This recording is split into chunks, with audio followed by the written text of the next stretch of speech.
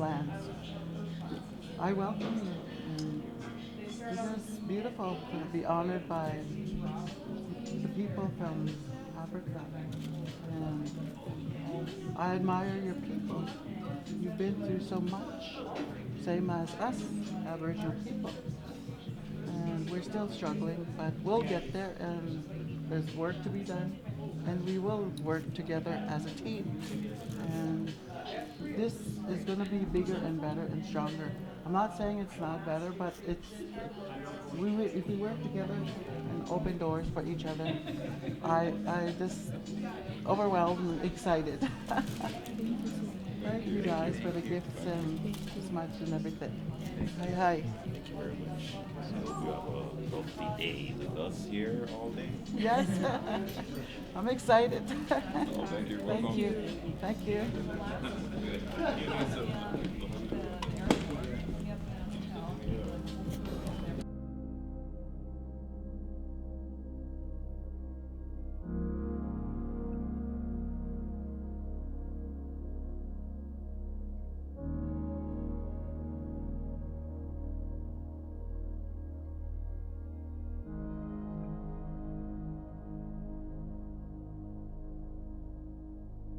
Events like this is really good.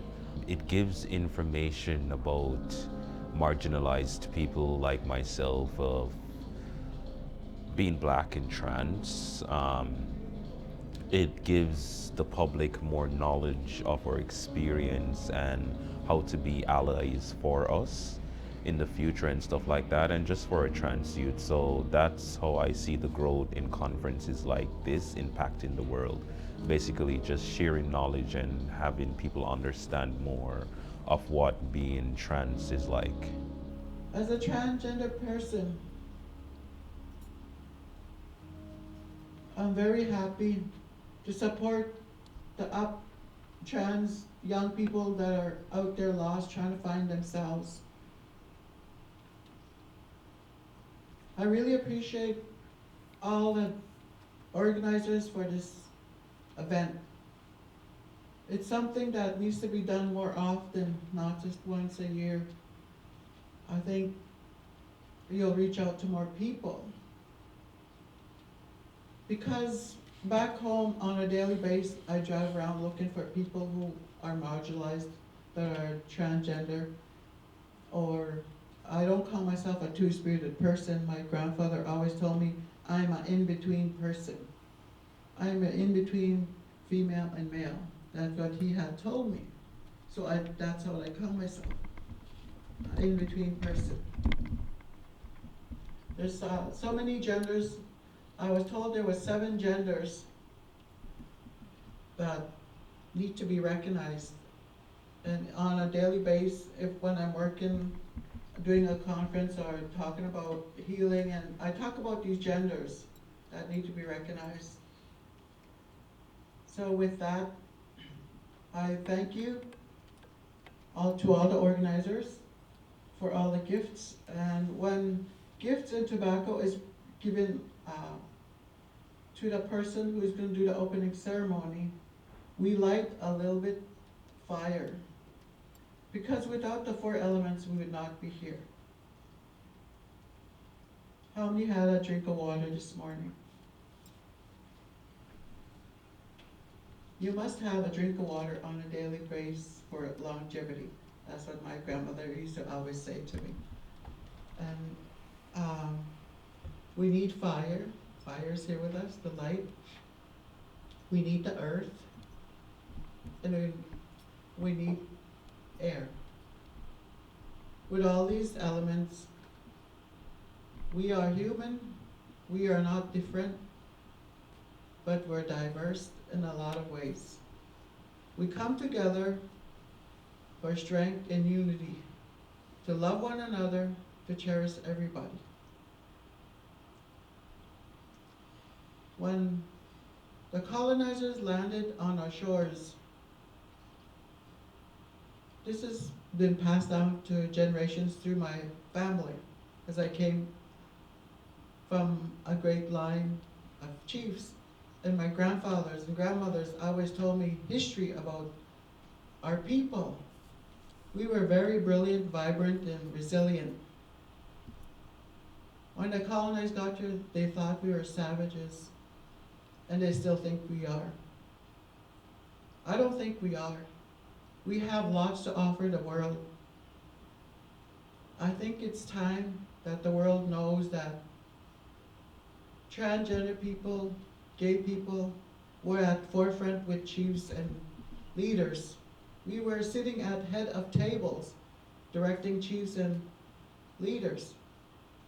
We were special people till the colonized came and shunned us and said we were demons and whatever. They said all kinds of names to us. So the colonized convinced the elders that we were not human at all.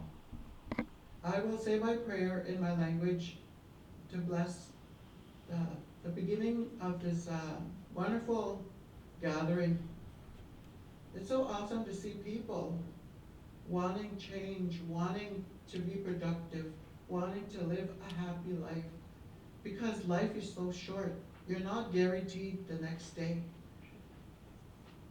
And I'm grateful to wake up on a daily basis as I get older.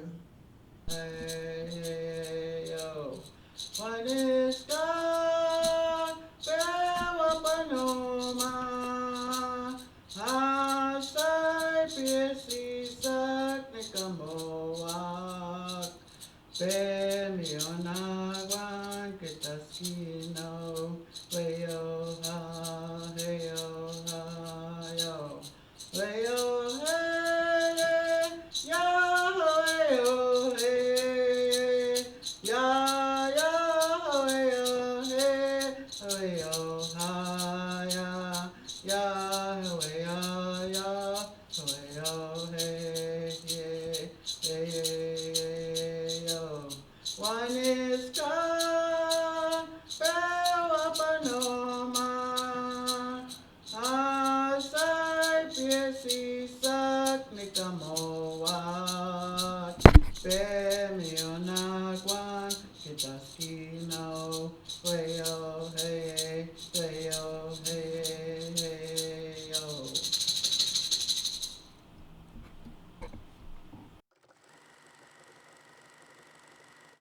Most people don't have any knowledge of what being trans is. Yes, thank you. I have not ended up in the hospital and I choose not to go back. Do I still go through my trauma and triggers? Yes, I do. This past month has been the most difficult one with the passing of another black trans person that I really looked up to in my community, which is Dr. Marshall. When I just arrived back in Canada, Cash passed away. I only got to see her once, and I didn't get to say much. As I say again, with all of that was happening, especially what's happening in my workplace, because I openly identify as trans, it wasn't the easiest. I was being bullied and harassed at work ever since I was outed. But I was also being bullied and harassed at work because I'm black. So it kind of like doubled down on me, and I just decided to I didn't quit, but I'm not working, which is good because I'm not in the hospital. And I've been pushing myself, and I'm using my story to tell you that it's very important to push yourself and to take care of yourself. Just take a time out. When your body's like, oh, I need a break, take the break. Do not let societal norms of what you're supposed to do when you're supposed to do it have you breaking down on a constant where you forget to take care of yourself. Taking care of yourself is really, really, really important. I have no idea if I come off as a very confident person, but I am not. But I think it's because I take care of myself why I come off as such, right? And I'm all about taking care of yourself. When you feel down, talk to someone. Find someone that you trust and talk to them. Um, how I not in the hospital or haven't ended up in the hospital, it's because I've been taking care of myself. It's because I've been taking the time out that I need when I need it, regardless of maybe my life is going to be in chaos. Maybe, I don't know, I'm going to pay next month rent, but I know I have to take the break, or else something else is going to happen to me internally that no one else is able to see. And then when the behaviorals start to change, you're like, what's happening with this person? Why are they so mad? Why are they so? It's because I wasn't taking care of myself, so I'm having a shitty day, and I might take it out on you. So take care of yourself. That's my speech for today. You'll be hearing a lot more from me as the day goes on, but as I said, I'm very nervous. And I'm starting off with make sure you all are taking care of yourself every single day within the moment right now. Yeah, that's all.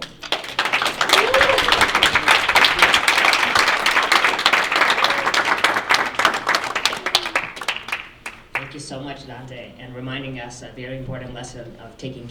Welcome, Beyonce. For doing this amazing work, which I didn't know.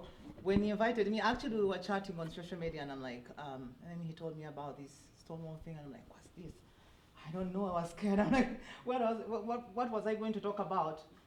But I'll give a little background and history of LGBT in Uganda organizing. So we started organizing in 2004 in Uganda, like coming out, letting people know that we exist, we are Ugandans, despite our diversity, but we are humans also. We are born like any other children. So we started organizing as Sexual Minorities Uganda. I don't know whether most of you know or you've heard about the organization. That was the first LGBT network. So we started, and then we got little funding from, there's a donor from Kenya called Uhai. They support activists in East Africa. So we got funding to organize and to begin doing advocacy. And then, I mean, it was not easy, just starting, and then we said, how do we go about this? It was not easy. Whenever we had meetings, police would come and raid. Hotels were not friendly. And then we said, what are we going to do? We sat down with colleagues and we said, come what may, we need to continue the advocacy. People need to know that we exist. We're not gonna stop until they stop. So, but the good thing is we had the good working relationship with the UN agencies and the embassies, the diplomatic missions. So they gave us support. And then what we decided, we said that because trans men in Africa, they pass. It's easy for them, but it's difficult for trans women. So then we decided that they would use me. So the UN asked, how can they help us to begin, do our advocacy, people knowing us. For example, like in the entry in the government, like the Ministry of Health, Uganda Health Commission talking about the HIV response for the LGBT people. And we know that HIV is a living reality of like LGBT people. So we wanted to talk, we wanted to talk to the government to get to know what we needed, like the prevention, safer sex practices. It was not easy, but so when I started my activism, the first, I think, time when I began, I think it was 2015, when I was told to go and speak, to educate people, So I didn't know that there were teachers, people from the Ministry of Education, Ministry of Health, Uganda's Commission, the police, and different civil society organizations. So that time I had not yet done my transfusion. So, and whenever I introduce myself and I say, I'm Beyonce Karungi, my preferred gender pronouns are she, hers, people are like, hey, they shout at me, but you're a man, you have beard, how can you say you're a woman? Like people will shout at you and then they want to put you down, But I said no. So one of the things I learned during the process when I was doing my activism work is one of the things I told my heart is to be humble, because you want to achieve something at the end of the day, because it's you who need, not them. It's you who wants to do the change, to create the change. So what I did is I kept quiet. But then later on, whenever I spoke to people, people came to me, you know, they became friends. Some of them became emotional, you know, like, you know, they became friends and they tell me, so that's how I made friends. And how thus my activism became soft. Then later on, we had, I think in 2016, there was, Catholics always have like the social gatherings, they come from all over the country. So then one of the bishops called us. I'm like, my God, I can't go and speak in the church. I said, no, this can't happen. I was so nervous speaking to a church, you know, speaking to a very big congregation, many people coming from all over the country. Then I said, my colleague said, so there is another colleague of mine, Pepe, he's a trans man. We work together. And then for him, he said that it's difficult. Trans men, it's easier. For trans women, it's difficult. So it's you to go. I said, God, I've been pinned. So I went there again. We went to speak. Then I spoke about why, you know, parents reject us, you know. That's why we end up being homeless. Because trans people are always rejected in schools. They're always bullied. They can't access education because of the, you know, the issue coming from parents. And I said, you know, parents, you know, do not reject trans people because they are trans. They are born like any other children, you know. So people came to ask me, how did you come out? How did you? I'm like, yeah, I was born like this, you know, like transgender identity is from childhood. So how did you find out you're trans? I'm like, from my childhood. So like, you know, like, it was an achievement, like speaking to the churches, you know, speaking to church. So whenever we wanted to bring religious leaders on board, we went through the Catholics. So that was already an entry point of our advocacy into bringing religious leaders on board. It was hard to bring the born-agains, but also Muslims was hard because Muslims do not believe in homosexuality. They think it is haram. But, you know, at the end of it all, we brought them on board. You know, I was very happy that now we're able to work with them. And then time went on. In 2009, when the bill was tabled in Parliament, we sat down and said, what are we going to do? You know, there are many people out there because for us, we came out into activism to help people to come out. You know, to help people know that they are human. I mean, they have human rights. They should not fear. I mean, they shouldn't think that they have maybe problems, mental issues. No, we began teaching people to come out because like people said they were being forced, you know, like someone is forced to get married, but she's like I'm a lesbian woman, then I'm being forced to get a man, you know, like to bring a man at home, which I don't think that my parents are going to pay the dowry at the end of it all. Then we're going to separate. How am I going to hold myself accountable for this? You know, all these things came to us. And then we kept thinking. So we thought about, I don't know whether you've heard about a movie called Komikuchu. So we started that with our colleague David before he was murdered. So when we started the movie, that time when the bill had come out, so the media began, you know, outing us, putting the pictures in the newspapers, you know, the national TVs showing us and the maps of where we stay. It became so hard.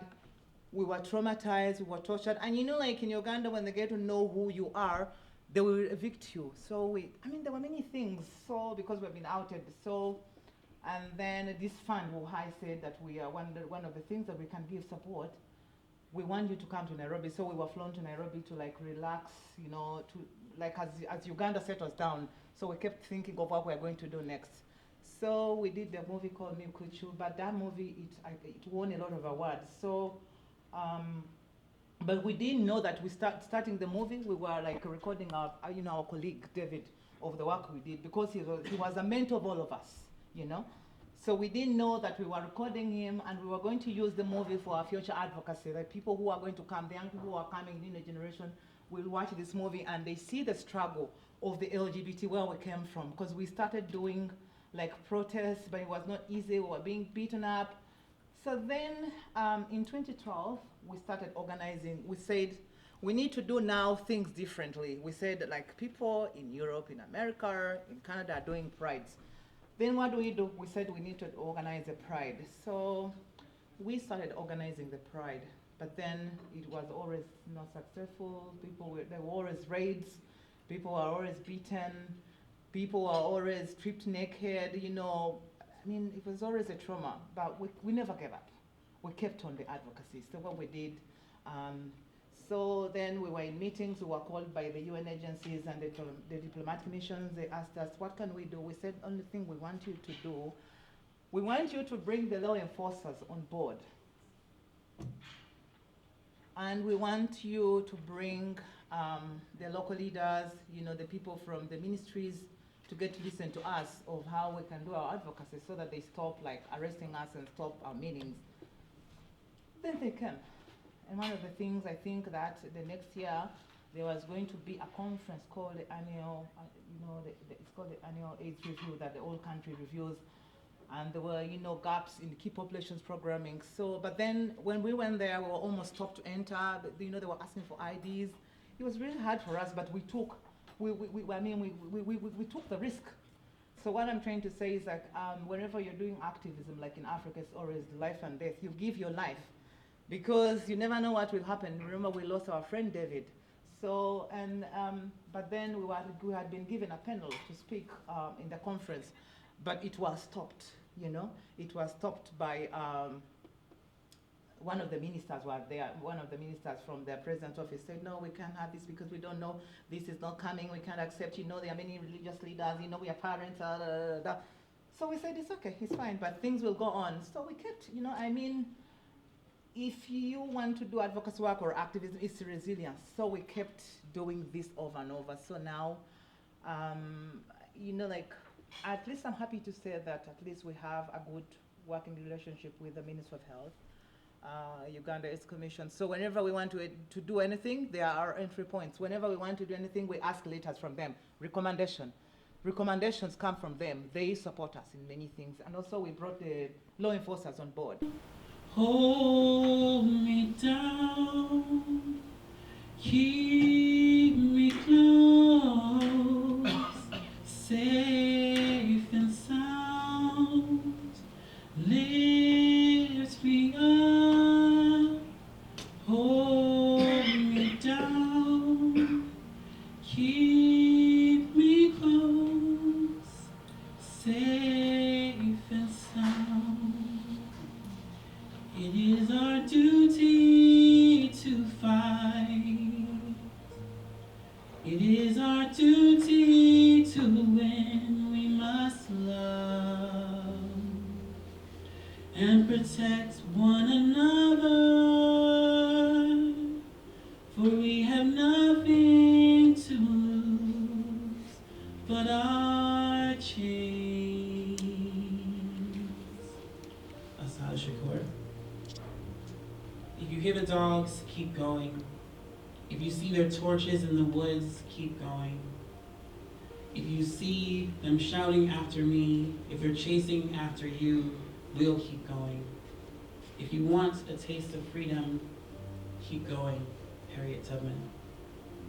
The Ashanti people of Ghana created an African proverb known as Sankofa, meaning go back and fetch it. In other words, in order to move forward, we must first understand where we come from. See, I was convinced I had nothing to offer the revolution and my people. I couldn't be a leader, not this soft-hearted, naive, high femme, two-spirit, queer, and burlesque artist. I inherited shame and abuse, pushing myself into spaces of silence and sheepish behavior, not understanding that that was the intention the entire time. To erase the possibility of what I could accomplish, of what I could change if I told my story. The words of Jackie Shane grew roots in my heart and helped staircase my spine. Get into your own soil, you may be surprised by who you really are. My name is Raven Araya Wings. I'm African, Mohawk, Bermudian born, Atlanta raised, two-spirit, transcendent woman. I'm a Black Renaissance movement storyteller and abolitionist. I'm speaking to you today acknowledging the place where I call home, Three Fires territory in Takaranto, Toronto, for those of you who know it by that name. The place where the trees stand in the water, the One Dish, One Spoon Treaty Wampum Covenant, this treaty agreement between the Indigenous nations who steward and protect and reside in and around Turtle Island for millennia reminds us that we must all share the land. Care for and nurture the land, remember and honor her people, known and unknown to us. We mustn't take more than we give. We must lay down our weapons. This is my commitment to these lands, our global village, and the people living on it and beyond it. The earth once provided everything we needed and taught Indigenous elders about community, sharing the land, provided brain food and medicines, and taught the difference between good oak and poison oak and how to recognize the difference. In the quest for progress, power, and the impact of ongoing colonization, the earth has been forgotten. And now we are too afraid to compost our own destructive behaviors, too comfortable with global devastation. So we must return to the land and return to humanity and to the earth, to radical love, to truth, to yourself. Go back and fetch it. My ancestors abolished slavery with hope, love, fear, strategy, and sheer will. Abolition is the way forward, in my opinion. It's not a goal, but a process and a commitment. It's freedom, it's Black joy, it's interdependence, it's Indigenous resurgence and sovereignty. It's everyone having what they need and what they deserve, what they want. It's a police-free existence. It's an abolishment of prisons and carceral logics, so punishment. It's an investment into collective wellness. It's doing it while afraid. It's love. Many people don't remember this, but Black Lives Matter as an organization started with a post on Twitter that read that Black people deserved to be taken care of, deserved to be loved, deserved to be protected, to have their names lifted up. And the last three words on the letter were Black Lives Matter. And that's how the movement came. So from a letter of love is what the movement was born from, and continues to grow and change and shift. And just like everything, sometimes things start with a really particular intention, and then the social world gets a hold of it, colonization gets a hold of it, and changes its meaning and its purpose. And so it's important to remind everyone that Black Lives Matter was started by Black, queer, and trans women, non-binary folks, mad folks, sex workers, and it's a resurgence of a movement called the Civil Rights Movement. And so it's not necessarily new, but it offered a way of using media to get our message across to different people globally. So we could have more conversations about how white supremacy was impacting us beyond just our neighborhoods, but how it's impacting people all over the world. In our duty to be aware of those things and do something about that. So abolition calls on us to change our relationship to harm. So things like, will you help me steal my dignity back? Will you stand up for me when it doesn't benefit you? Will you tell the truth? Will you commit to working through conflict? Many times within an allyship, there comes a point where conflict arises. Because as we're people, we grow up with lots of different ways that we understand the world, and so we're bound to come up against difference of opinion, and we should have that. But sometimes people feel like that means we have to quit. We have to walk away. And sometimes it means we have to change direction, or stop, or take a pause, or restart, or re-energize. But I think if we commit to being in states of conflict, then we'll figure out some of the things that start wars, some of the things that continue them. And so we're actively changing the ways that we've been indoctrinated into harm of each other. And so, not everybody wants to march in the street. Not everybody can. And so sometimes we have to scream in our bedrooms, in our showers. Sometimes we have to dance. Sometimes we write our stories or sing our stories. We post blogs, whatever ways that connect to who you are as a person is, I feel, enough.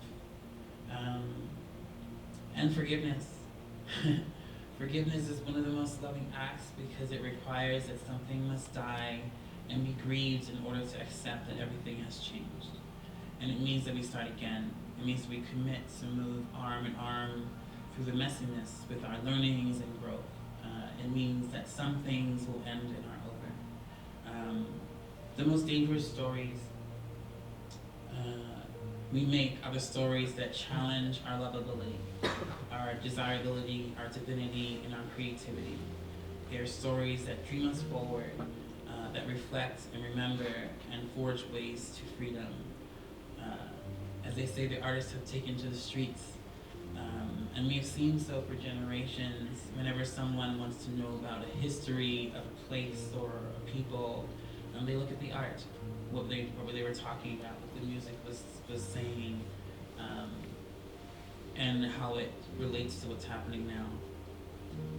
So tell your story and be dangerous, and be the angry one, the difficult one, the not again one, all of those things, and change the game. I have this boundary rule now when I'm in spaces. If I'm uncomfortable, everybody has to be uncomfortable until we figure it out. Yes. Woo! Absolutely. Often you're the only one in the room, and you swallow your fear, your anger, your frustration, the fat phobia, the ableism, the samenism, all the stuff that goes around in our jobs and the ways we work. And you feel like, I don't want to ruffle feathers, I don't want to make things difficult, but it's already happened. But it's happening to you and on your body. And as a dancer, dance is my love language. There's everything that happens to you lives on your body and through it. And so your nervous system is impacted and affected, but you can excavate that and do that with each other. We're not actually meant to survive on our own.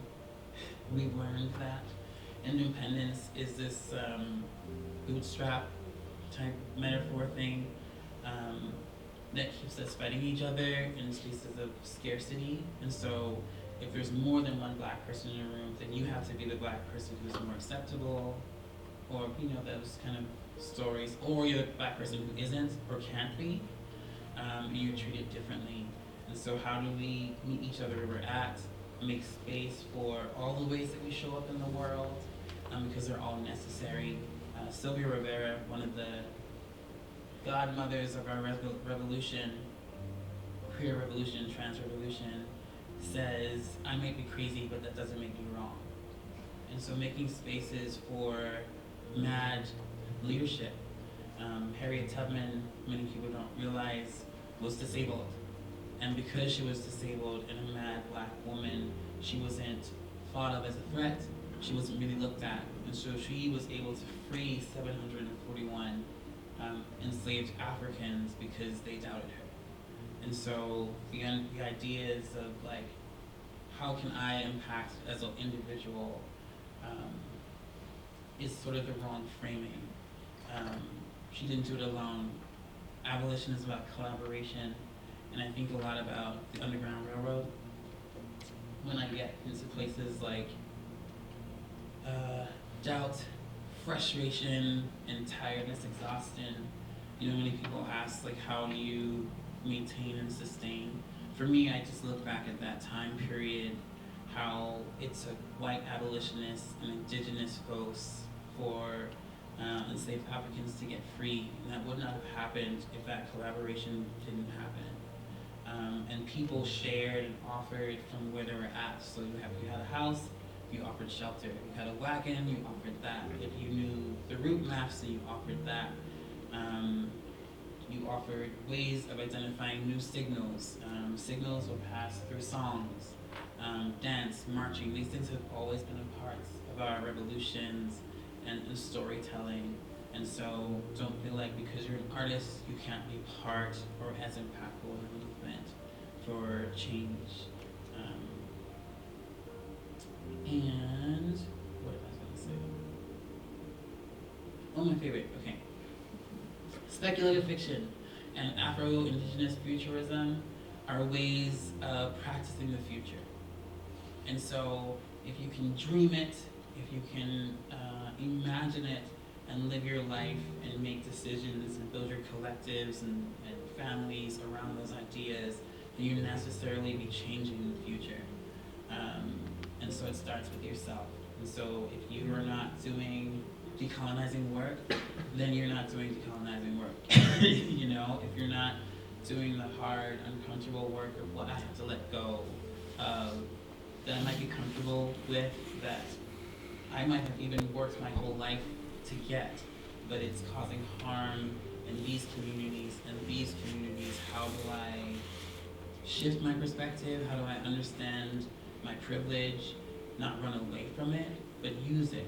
How do you utilize your privileges in order to benefit those around you? So for example, I'm a Black trans woman who people listen to. So my job is to make sure that other trans people are heard and are listened to and are invited into the conversation. And then I step away and don't become the messiah or the monument kind of idea, or the only one who, all those hero narrative things that are about white supremacy and not necessarily about change or revolution. I feel like for me, I've had to really sit with survivor's guilt and being popular in activism, which I never wanted to be. I just wanted to be useful. But understanding this new platform that I have to make space for all of the thought leaders who I listen to and learn from. I'm not a self-made person. I am like a combination of those who've watered me and offered me guidance and criticism that I've had to receive, like grace and a commitment to like real change behaviors. And so that's what I believe in speculative fiction. You know, Octavia Butler and these folks who wrote about trans people in the future, you know, free and living our lives and raising our families, and we're living that. So we're living science fiction, we're living possibility, and these things help me to stay well for myself, not well in a spectrum of needing to be operational for corporation, but well for myself and my soul. Some of the ways that we talk about wellness, a lot of the ways that I see people talking about wellness are about fixing people, and I don't believe in that framing. Personally, what would it mean for madness to be a desirable state, and for us to create the conditions for mad people, crazy people, bipolar folks, houseless and homeless folks, to have space for their thoughts, for their ingenuity, for their technologies that they've understood about how to survive. I taught dance for a long time, I still do. And when I started, I was fresh out of dance school, and I had this opportunity to teach dance to people who had never received it before. And it was difficult because I recognized all the language that I was taught with was oppressive. All the language that I was taught with was binary and flawed. And so I was learning while teaching. And instead of moving with this thing like, oh, I know everything. I allow for space in the room for everyone to teach each other, for us to learn from each other and with each other. And I came face to face with people who I hadn't experienced in the same way before. So houseless and homeless folks who speak at a louder volume because they live on the street. And for me, I didn't know that before. I didn't know that as a consideration. But they offered so much wisdom that I got to take in and heal even the parts of myself that I didn't realize I needed to. And so thinking about all those people who are suffering, those who at different levels people are suffering. So making space for the ways that people need to show up, whether that's messy or late or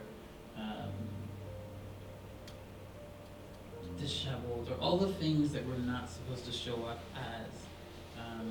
If we make space for that, then we can create more realistic communities, and folks can get their needs met. Deaf, black folks are never part of the conversation because they're never in the room, you know? And so how do I make space as someone who's doing black organizing work for that to be centered in a space? And so with Black Lives Matter Canada, we created the Wild Seed Center for Arts and Activism, named after Octavia Butler's book, as this idea that we plant the seed of this community where we can gather, learn with each other, share food and resources, provide work for those who have been recently incarcerated, because we know it's hard to reintegrate. Then it can be sort of a model that can be reshaped by community over and over again until it gets it right, whatever right is.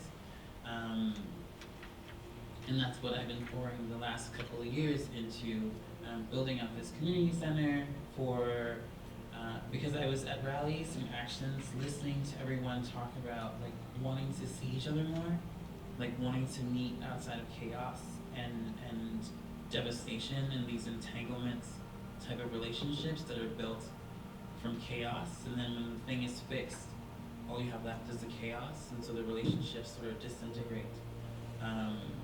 And so how do we make space for people to rage and heal and do all those kinds of places, all those kinds of things? And I'm almost done. Joy. So for me, joy is dancing, it's singing, it's watching Dynasty, the old one, not the new one. And I like watching clips of Dynasty where they're dressed in gowns and behaving terribly, like throwing vases at each other and there's cat fights. I enjoy that. Because it's not something that I necessarily want to do to anyone, but it's just fun to watch and experience. Like, we can make our revolution irresistible. We can make it fun and delicious and, as Adrienne Marie Brown says, pleasurable. So what does that look like for you? What does it need to be? And for me, dance is my pleasure, it's my love, it's saved me in all these kinds of ways, and so it's what I offer. And so every time I am speaking or engaging in activism work, it's through a lens of dance. And so I am also healing myself and taking care of myself while I'm doing that. I'm not going to be your lawyer.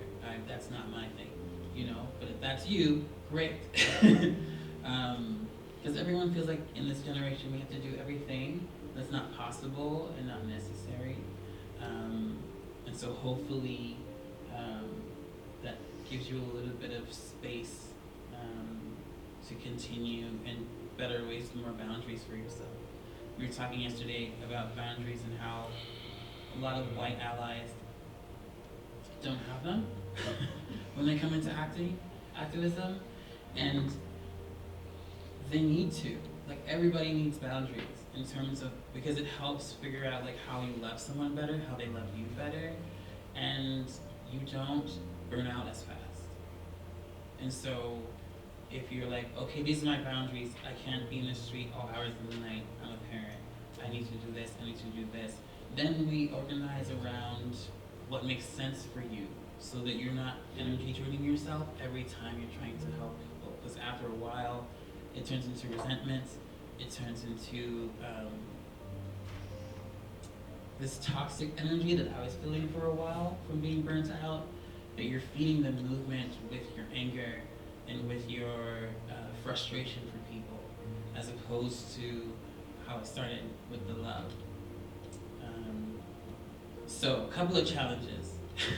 Because in the US right now, they're about to celebrate their Thanksgiving. We just had it here.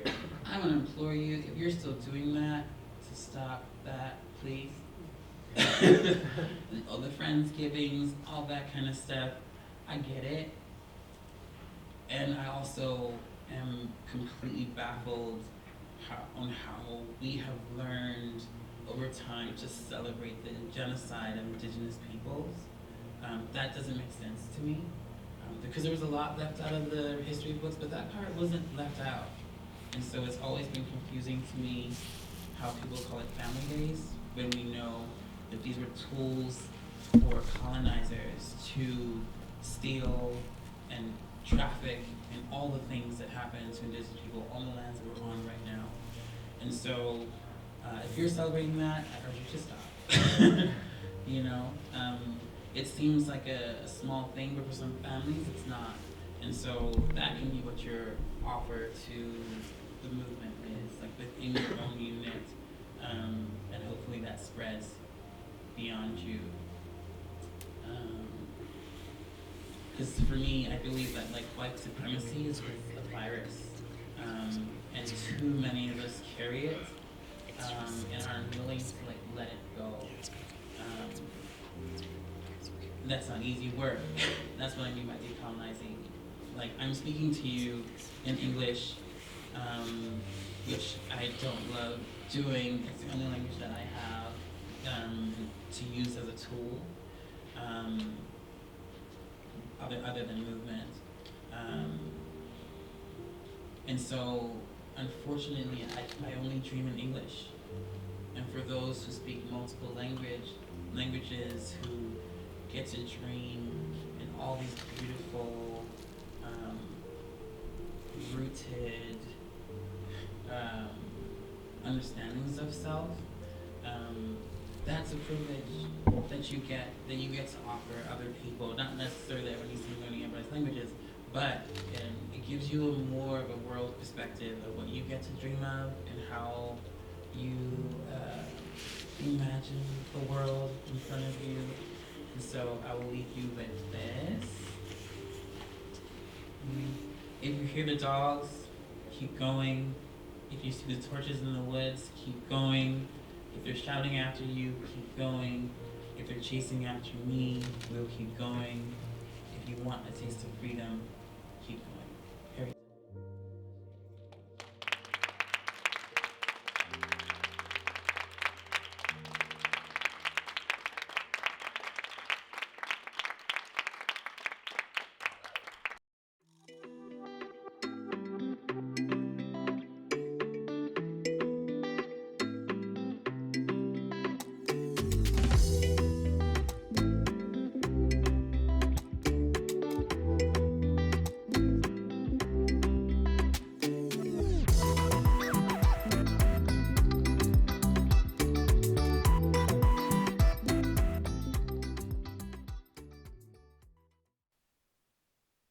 Unpacking Black trans legacy, to me, I think of Dr. Maya Angelou, who talks about your legacy being every single person who you come in contact with and the impact that that has on that person.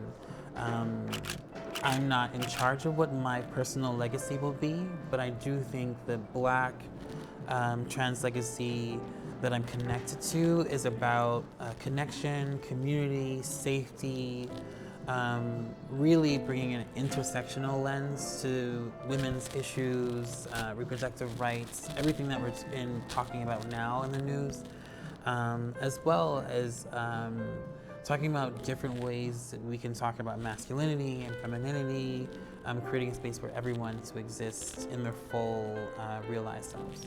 My name is Raven Wings, and my pronouns are she, her. What does healing and wellness mean to you? I'm Adebayo Chris Katiti. My ancestors from Uganda. Some people think I'm from Nigeria. Yes, my ancestors have been all over. And when I come into spaces, I bring my communities. However, here I feel like I'm with my community. To me, healing and wellness,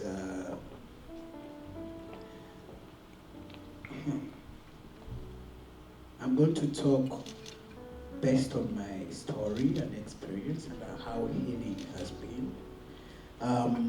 To me, is moving past what people think of me and really learn more to center myself, take time and do things that people thought that we can't do, especially things like listening to my body. I'm at a point where I like going through my transitioning and knowing that now every part of my body vibrates. So sitting down and listening to my body, when my knee hurts, then the entire body is stressed. When I have a headache, my entire body, I need to question where is that coming from? Why am I having a headache? Why is my knee hurting? Why do I feel like my nail is hurting? Then that means something is wrong. And listening to this, it has taken me a process. So I was in a dark tunnel for quite a long time, where I could see the light, but I couldn't even stand up and go closer to the light. That I could only stay stuck in one place. But having that understanding and knowing the vibration of my body, knowing that when my knee is hurting, or when my foot is hurting, or when my mental health is not okay, everything is not okay with me. And I have to understand what it wants. Sometimes my body is like, you need to go for swimming, right? And if I haven't been in water, I'm not gonna be okay. So I have to listen and go swim. Sometimes my body is like, you need to be alone today. Like, you can't be in spaces with other people. Then I'll be off. I'll lock my door. I'll turn off my phone. And I won't answer phones. So I won't answer emails. And so healing to me is listening to everything within me and then with what's around me, right? Because I know secret space, love is seen in every person. So, and healing, I think, is the energy that everyone can give to someone if they are ready, if they have healed or taken their time to understand themselves and the vibration of their body and what's around them. Yeah. Healing means sometimes you first think about yourself before you think about the people that you lead. For example, we forget our own wellness, our own mental health. So what does it mean to us? Because many times we see that many donors never want to fund self-care or maybe wellness of activists like us, So what I will talk about what it means to me, for me, is doing things like out of leisure, like maybe taking a road trip.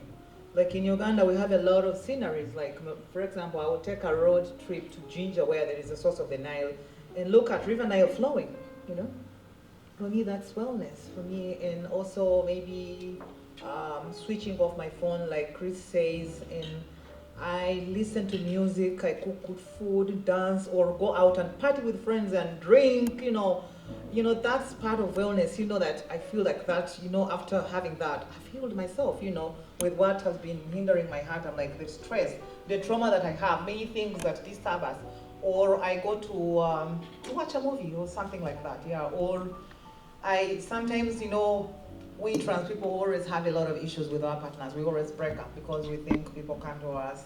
Like, for example, in Uganda, people think that LGBT people have a lot of money, so they come to us thinking we have money, so when you break up, but sometimes we need them, and sometimes you call someone, you're like, oh, we need to hang out, or we need to go because he's driving, you know that he will drive and you're safe because he knows you. You can't go with people you don't know, you can't use public transport, so you drive together. Like, as you talk together, maybe something brings back, like having a conversation with someone you talk to, that one helps. So like, you forget now as you talk, you have conversations, like, you forget some things that are triggering your mind. Yeah, so for me, that's what I'll say. That's what I understand by wellness and healing. Thank you. Sure, that's fine. So healing and wellness are really, I think, integral to a lot of the work that we do. And I think that a lot of trans folks who I have been in community with don't feel deserving of it. So in my own experience, like, I had to build up my own like self-esteem to feel like I was worthy of healing and wellness and good things or soft things. And it doesn't look like the poster of wellness always. Sometimes it's music, sometimes it's swimming, sometimes it's watching really bad television. Sometimes it's like going into these rabbit holes of like, how did I get here in the internet? I don't know, I like when my mind just wanders to different places and spaces, reading I like self-work, growth type things, and so I watch a lot of interviews, like usually actors on their craft, on like how they build characters, how they think about turning a character into someone that you love or someone that you hate, and sort of the ingenuity of that. And it's always shifting. A couple of years ago, I'll pass it up in a minute, but a couple of years ago, I didn't have images of myself. We were talking about representation somewhere earlier, and I didn't see any trans women who looked like me. And so I had to be my own role model. And so I use Instagram as a face journal. So if you follow me on Instagram, that's not like a plug for you to do that, but mostly it's my face. And it's because I was bullied and I faced so much violence on a regular basis that I didn't know what I looked like anymore. It was all other people's perceptions of me, and so I needed to become normal to myself. And so I just snap a photo, whether I was not, I know some women are not smiling, just so I got used to my own face. Because I did this experiment where I really loved Janet Jackson. I was looking at a photo of her, I was like, oh man, she's beautiful. And I was like, I'm gonna imagine if I was looking at myself, and I started to see all these flaws that I did not see when I was just looking at Janet. And so I recognized how many things that how many ways I was picking at myself. And through that process, like moving into like vanity as a trans person is revolutionary. Like, and that's why I started doing burlesque, starting to like figure out how to use pleasure and desire and show that in public as a way to teach people how to love me better, and myself in the same process. Dante, do you want to add anything? Healing. Can y'all hear me? Oh yeah. Okay, perfect. For me, it looks like being able to move freely into any space without fear from what happened in the past. Woo! So it's like basically I want to go right there. But something in me is like, I shouldn't, right? Like, I should go here. It's like, is it because I'm surviving? Is it because of something? Actually, through one of our donors, because when she came to visit, she said, what can we do differently? Because we want you to keep doing your work, the amazing work that you do. So, and then she introduced us to Urgent Action Fund in Africa, and then we wrote to them, like they gave us a grant of around 5 years deal. So we took a road trip, because it can't be like myself, like me, myself, think about like when it comes to activism, I think about the other people I work with. So we went to a game park called Action Falls National Park. We went to see the falls, the animals, like you rest, you relax, you're on a road trip, and then. And so when dance stopped being something that I could use to release trauma, then I had to turn to my voice to do it. And so those are some of the ways that I do it. And then I take breaks from feeling like I have to be in front. I don't really want to be in front of anything, but sometimes you have to. But I take breaks from that and then listen to other people who might be inspired at that time. So like, there are all these people doing amazing work on TikTok and Instagram and all these places.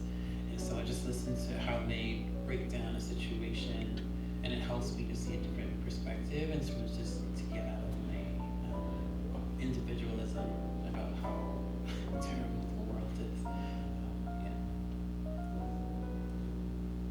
Yeah, I wanted this mic. How do I sustain myself? I would say what came to my mind was knowing my purpose to the universe and to the people I work with. Knowing that we do this work, I say I do this work for the generations to come. The generation right now might not be able to really see me or understand me, but the generations that are coming will actually benefit a lot, because I am benefiting from the work of my ancestors right now. Also having a vision of what I really want and writing it down. I know, Robbie, you've been so hard on me with that. Write it down, write that down, and write it down. So having that vision and then seeing, witnessing other activists, Black trans activists, doing this work, so that the space that I occupy isn't overshadowing or making it difficult for that group or that person to receive that support or ask for what they need. And so it looks like for me, like recognizing what my personality is, I am a bit of an introvert, and I'm very particular about like who I socialize with, and so I'm pretty much like I keep to myself for the most part. So I'm not gonna be a social butterfly. That's just not my thing. And so knowing that going into spaces, I let people know, I'm like, hey, so I'm happy to have conversations, but I'm not gonna be the person who's gonna bring everyone into the room and be like, hey, let's do this. I'm not that person, so that they know how to utilize what I offer, and I know that I'm not gonna do something that doesn't feel good for me in that space. No matter which group that I'm sort of partnering with or related to.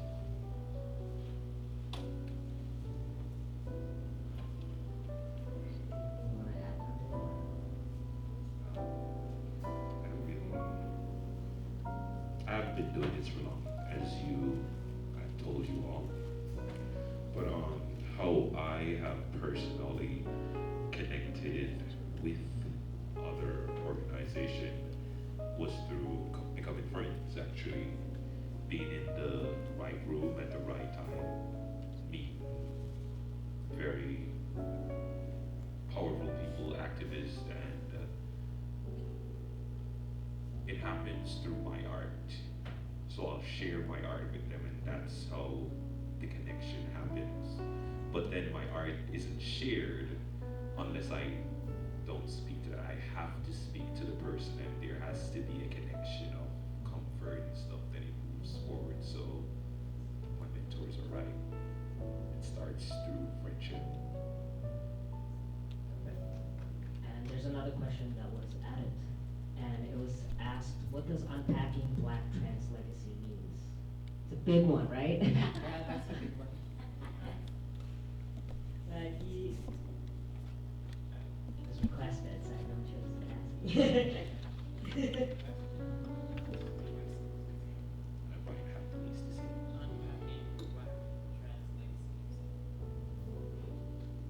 Oh, sure. I'll start.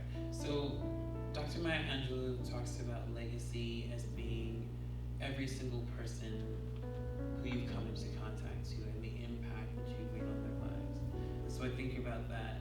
And one of my dear friends, Samson Bokebantu Brown, talks about writing your eulogy and living your life backwards so that the people in your life don't have to lie about who you are. And so I think about that as like myself. Like, I'm not really in control of what my legacy will be. I just have to move in a way that I can be proud of and aligns with the principles that I've put out there. And Black trans legacy, like outside of me, is long and a deep, rich history of connection and housing. And for example, Marsha P. Johnson and Sylvia Rivera, who were part of the group of trans folks and drag queens and non-binary folks who defended themselves against the police raid at the Stonewall Club and created something called the STAR program, which was housing for trans folks. Bathhouses were also housing for trans folks and queer folks at that time. And so I think about that as being a legacy of trying to build families, invoke houses, like trying to build these structures that allow us to heal, that allow us to have our own ceremonies, our own chosen families, the technology of Black trans folks to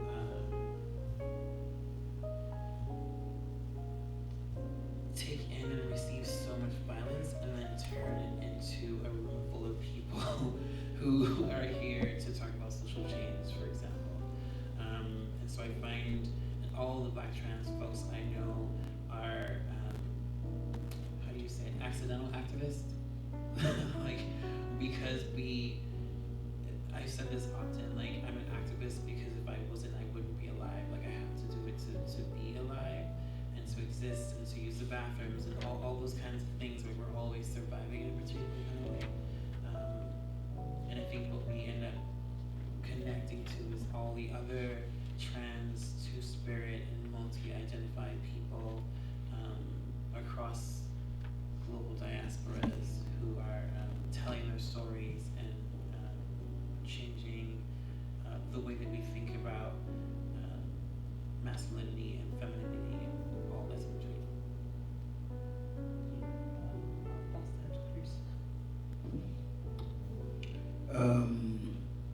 Unpacking Black trans legacy. So to me, first of all, is existing as who we are, as Black, as transgender, and waking up every day as ourselves, introducing and organizing in spaces that deem us unworthy of life, and show up. That is a part of it, and like Reverend said, I'm gonna share this. I'm doing a documentary, but this documentary, before we reached out to different community members, because especially in the Black community, and the first media production said, oh yeah, they'll do it. Now, when it reached the interview and I heard Black trans folks, they said our religion don't allow us to film that. So they said, okay, the next, as if they're related to Jesus, the next media production, we make an appointment, they agree. Now it reaches the time when we send them the treatment. They say, oh, our team culture doesn't allow to film or be in the same space with people like you. As if they had something special to that on us. So that happened. The third media production did make it and left us. They walked up in the room, the queens showed up, they marched out. Now the final media production, which is Media 21, which I really have that deep respect. I mean, they're doing their work, but when we met with them about the production, they're like, oh yeah, what can we do? They're eager to even learn about our identities. Now, that right there is a part of legacy. Someone else might really think they can silence you. Someone else might think they can really dictate or stop you from doing anything because of what they believe in, or they can stop your legacy, right? But they really can't. Someone out there is willing to really show the light and pave the way for you. Me paving other people, other Black trans people, making sure spaces like these are created that centers voices of Black trans folks, right? I know, Raven, you talked about this, knowing the boundaries of not inviting everybody when you really don't have something for them, and starting small with the little you have with that specific community. For me, it really speaks volumes, and that is the start. However much the community will see it and interpret it in their own way, there is a responsibility here. And if I haven't healed or haven't healed my community, whatever you get outside of me won't be good for you. You get what I'm saying? I'll lock that door. I'll lock that door. I won't allow you to enter. You will call, I'll see the call, I will not pick it up. It's my phone. You send a text, I will not respond because I'm not ready. What am I gonna say to you? What if I say something that is harmful? What if I say something that is chaotic? What if I change your mood and that is not what I want? So that interconnection is legacy. This is legacy. The people we meet every day, the work we do, waking up every day and look yourself in the mirror and find an outfit that you feel like, ooh, this is it. That is legacy. Getting out of your door, waking up, making yourself something to eat that is gonna sustain your body throughout the day, that is legacy. Going to the shop and purchasing a dress that really fits you and you're like, ooh, I'm gonna wear that on this event. I'm gonna shine. That is legacy. Because now the moment you get out of here, how I've seen you, the way you look, what you say to me, it's gonna stay with me for my entire life. And it's gonna contribute to my next day, because I believe every day we grow. So if you see me today, tomorrow I'm gonna be a different person. Trust me. At the Bible you see today, if the day comes to an end, and now we go, I was something else. Now I'm a different person. So I grow every minute, every hour, every second, and those who are around me grow with me, whether you like it or not. Yeah, so that is part of my legacy. Yeah.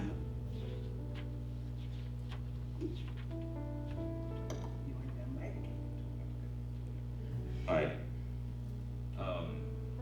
Black trans legacy. For me, it's the truth, like the raw truth. Now, how do I share that? I'm just gonna have to show you. Is there anyone in this room right now that has a question? For me, specifically me, a trans man, that you've always wanted to ask, but you're just so goddamn scared because you think maybe the other trans person you know might get offended and you're like, you should not ask this question.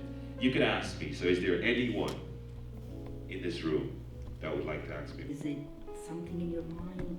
How did you know? Is it your heart? Yeah. Well, first, it was my behavior at a very young age when I had all these questions like, why do they get to wear pants and I have to wear the dress?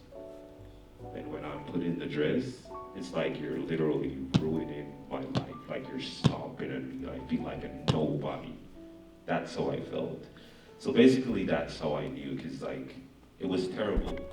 It was just terrible for me to identify as the gender they told me to identify as.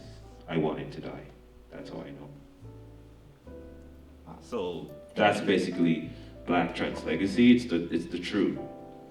Some of you might be very uncomfortable hearing the truth, but it's my legacy.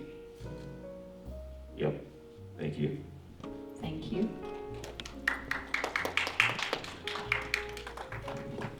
Okay, Chris. Let's go.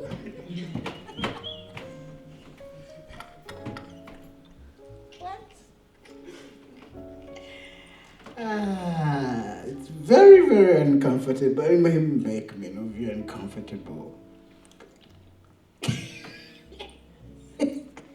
Make the room uncomfortable, right? How's the pump doing? Oh, Yeah.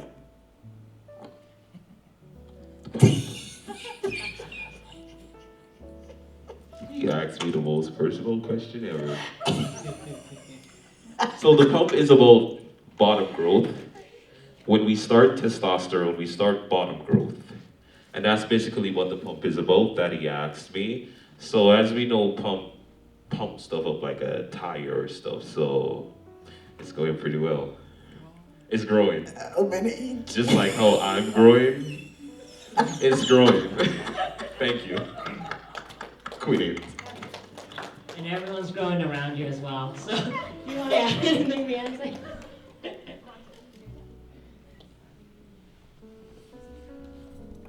Don't really allow anyone to bring you down. Like you have a purpose. You are a creator, right? You are a God yourself, your own self. That you create, you rebirth, you build, you breathe, you eat, you dress up, you walk, and you make others feel happy. You are blessed. And you are loved beyond your imagination. Sometimes it might be hard a little bit. That's the universe we're living in. That's the world we're living in. But you yourself, you know your way out. You know your corners, whatever is bugging you. Have a conversation with it. Talk to yourself. Talk to your trauma. Talk to the things that are bothering you. Why are you with me? What's up? What do you need? Hey, I know this happened, but can we have a conversation? You get what I'm saying? Let's talk about it. Like, You can talk to your intuition, you can talk to your trauma, you can talk to your experience. You can have this conversation. But if you keep keeping them away and blocking them and thinking you can hide away from them and not recognize, they're gonna bug you, they're gonna follow you, they will eat you up. But having a conversation with my own trauma, with my own experience, so I'm triggered, I'm like, okay, why am I triggered? Okay, let's talk. I go in that room, I talk with my trauma, I talk with my experience. I'm like, you know what? I have a group of people at the office in the next 2 hours. I'm gonna give you 5 minutes. Let's talk. In that room, I will feed my trauma everything that I want in this world beautiful. In my imagination, I'll give them a TV, I'll take them to Zanzibar, I'll take them to a beach, I'll feed them cake, I'll feed them every good thing, the massage chairs. So they stay in that room enjoying while I also work with my community out. And then I make sure I go back in that room and revisit and be like, yo, okay, how was your day? I'm back here. Let's talk. You get what I'm saying? This shouldn't just happen with ordinary people, but it should happen with everything. Because you are a creator. Whatever you've created, whatever you've done has impacted generations and will continue to impact other generations and people around you. Yeah.